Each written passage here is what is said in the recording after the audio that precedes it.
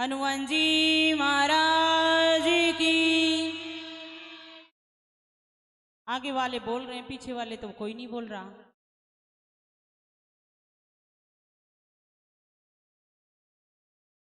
और इधर वाले तो ये कहते हैं ये मैयाओं से ही बोला है, हमसे थोड़ी बोला है जो हम जयकारा बोलेंगे। भैयाओं आपसे कोई स्पेशल थोड़ी बोलना पड़ेगा। बोलिए भैरव बाबा की। ऐसा लग रहा है माता रानी से तो दुश्मनी है तुम्हें।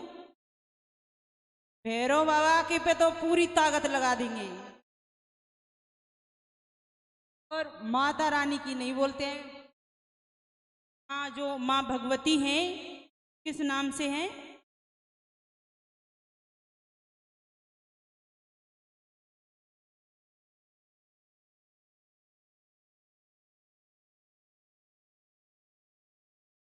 तेरा मैया की जय। अब कोई नहीं बोला, देखो है ना दुश्मनी। भैरव बाबा की,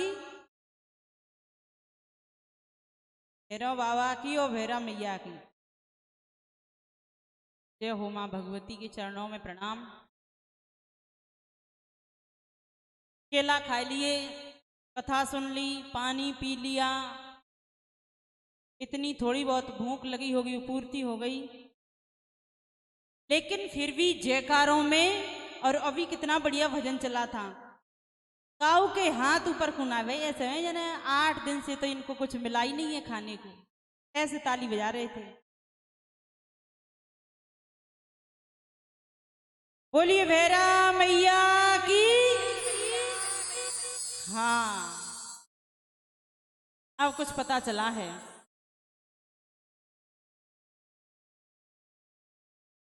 आप कथा सुन रहे थे जहां जरत्करू का चरित्र श्री सूत जी महाराज ने सौनकादिक ऋषियों के लिए श्रवण कराया। सत्यवती सुत व्यास जी ने कहा जरत्करू के नाम का एक शांत प्रकृति के ऋषि थे, शांत, हमेशा शांत रहते थे, शांत प्रवृत्ति उनकी थी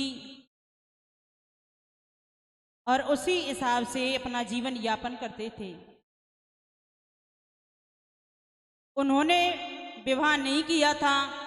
एक बार उन्होंने वन में एक वृक्ष के ऊपर उल्टा लटकते हुए अपने पितरों को देखा। बोले हमारे पितृदेव हैं जो उल्टे क्यों लटके हैं, ये क्या कारण है?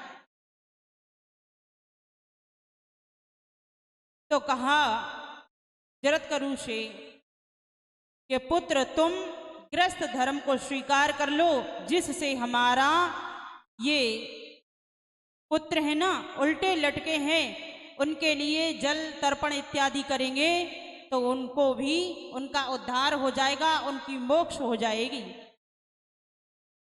हमारा उद्धार करो।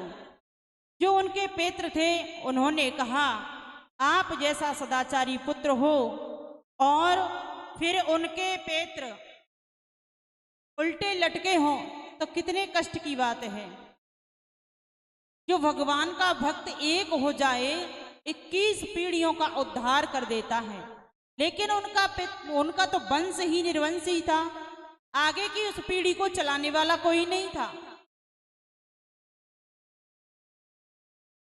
बोले आप जैसे पुत्र के होने से हमें बड़ा गर्व है, लेकिन दुख इस बात का है कि हमें मुक्ति दिलाने वाला कोई नहीं। हमें श्राद्धों के समय में कोई हमारा श्राद्ध करने वाला नहीं है, कोई जल तर्पण इत्यादि करने वाला नहीं है। अब क्या करें?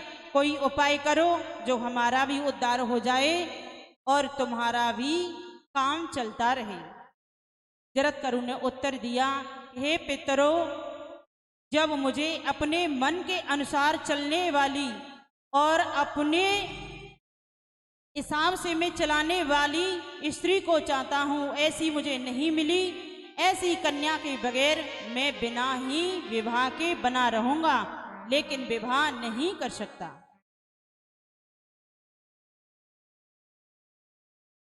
बोले तो आपके मन के हिसाब से चलने वाली कोई कन्या खोजते हैं। और उसी समय कन्या के लिए वो निकल पड़े हैं। तो ग्रस्त जीवन में प्रवेश कर जाऊंगा और पुत्र उत्पन्न करके पेत्र ऋण से उऋण होकर के मैं फिर पुनः वन में चला जाऊंगा तप करने के लिए, ऐसा उन्होंने कहा पितरों से कह करके। और जो उनके पितृदेव थे वो खुश हो गए कि अब तो हमारा पुत्र हमारे कहने के अनुसार कार्य करेगा। कुछ समय पश्चात विवाह हुआ, सुंदर कन्या उनको मिली और उस कन्या से उनका विवाह हुआ।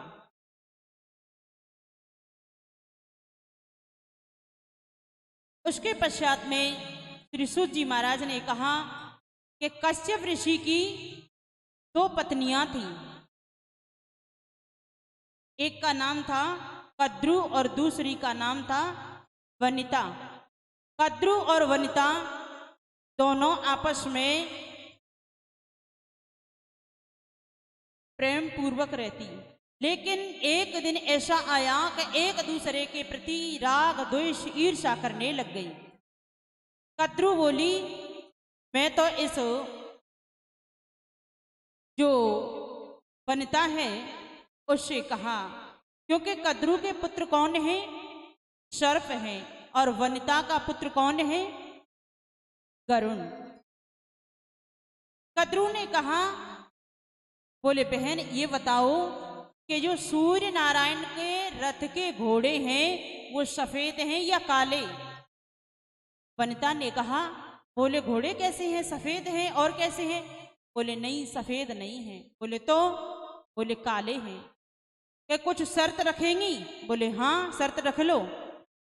बोले क्या? अगर काले हुए तो तुम्हें मेरी दासी बनकर के रहना पड़ेगा, और सफेद हुए तो मैं तुम्हारी दासी बनकर के रहूंगी। बोले ठीक है। आपस में एक दूसरे से दासी बनने के लिए ये शर्त लगा दी। और कद्रु ने कहा अपने जो पुत्रों से, उनके पुत्र कौन हैं? जो सर्प हैं, सर्पों को जाकर के आदेश दे दिया और कहा कि जाओ तुम सब जाकर के सूर्य नारायण के घोड़ों से जाकर के लिपट जाओ। जो माँ के आज्ञाकारी थे, माँ की बात को मानते थे, वो सब जाकर के और सूर्य नारायण भगवान के घोड़े थे जो रथ के घोड़ों से जाकर के लिपट गए। अब वनिता को बुलाया, बोले देख बहन सूर्य नारायण के घोड़े काले हैं कि सफेद हैं? देखा तो घोड़े काले थे। अब तुम्हें मेरी दासी बनना पड़ेगा, दासता जीवन जीना पड़ेगा। बोले ठीक है बहन मैं तैयार हूं दासी बनने के लिए। दासी बनकर के रहने लगी। कुछ समय पश्चात वनिता का पुत्र आया जिसका नाम है गरुण, जो सर्पों का भोजन करने वाले हैं, सर्पों का भक्षण करने वाले हैं गरुण जी। और उन्होंने गरुड़ जी महाराज ने अपनी माँ से आकर के कहा, माँ आप इतनी उदास क्यों होती हैं, क्या कारण है? कई दिनों से आपको देख रहा हूँ, बड़ी उदास दिखाई देती हैं, क्या कारण है? तब उन्होंने पूरा वृतांत सुनाया। बोले पुत्र जो आपकी मौसी हैं उन्होंने मेरे से कहा था कि सूर्य नारायण के घोड़े काले हैं या सफेद हैं। तो मैंने कहा था कि सूर्य नारायण के घोड़े तो सफेद हैं, लेकिन वो नहीं मानी और उन्होंने दिखाया मुझे, तो वास्तव में मैंने देखे तो घोड़े काले थे। गरुड़ जी ने कहा, बोले एक बार मुझे भी जाके देखने तो दो कि काले हैं कि सफेद हैं, कैसे घोड़े हैं? बोले ठीक है पुत्र।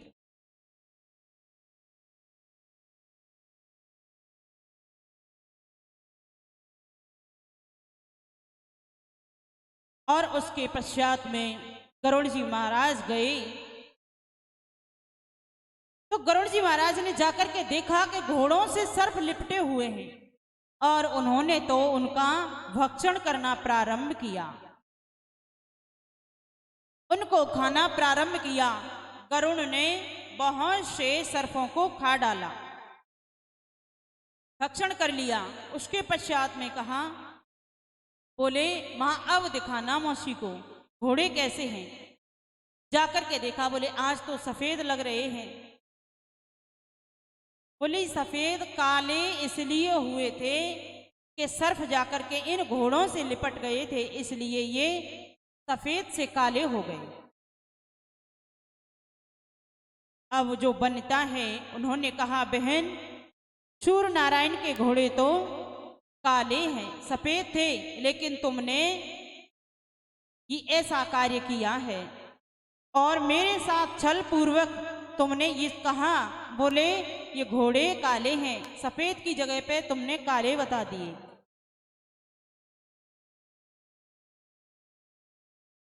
गरुड़ जी ने अपने मां को दासता से मुक्त कराया। उसके पश्चात गरुड़ ने कद्रू से कहा, हे मातेश्वरी, मैं आपको पुनः पुनः प्रणाम करता हूँ। आप मुझे ये बताइए कि मेरी माँ आपने दासी बनाकर के क्यों रखी थी, क्या उद्देश्य था, क्या कारण था, ये मुझे बताने का प्रयास करें। मुक्ति दिलाई उससे पूर्व ये कह दिया, बोले अभी भी काले ही हैं, लेकिन पुत्र मैं दासता से मुक्त जब करूंगी जब अमृत का कलश ला करके और मुझे आप प्रदान करेंगे। गरुड़ जी महाराज गए अमृत का कलश लेने के लिए, और अमृत का कलश ऐसे ही तो नहीं मिल जाता। अमृत का कलश लेकर के आए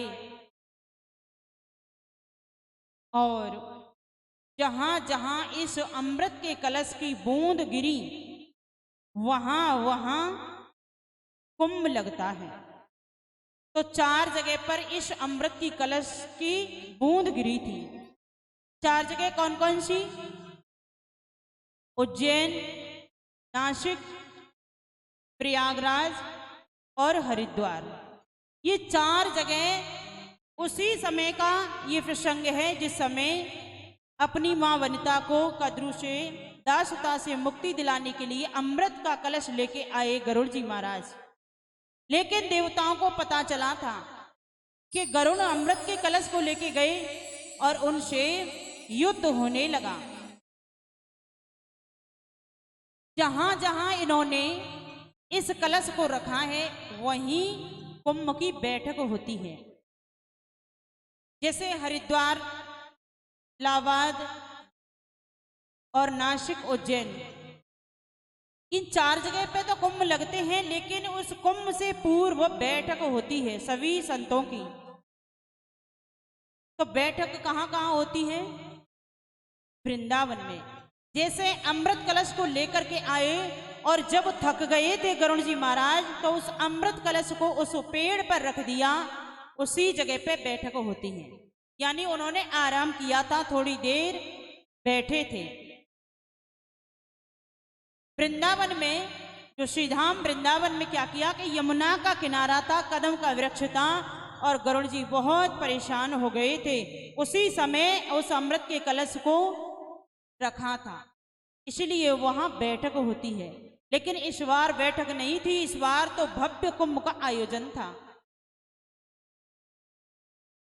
भव्य कुंभ का आयोजन था इस बार। और उस अमृत को लेके आए, युद्ध में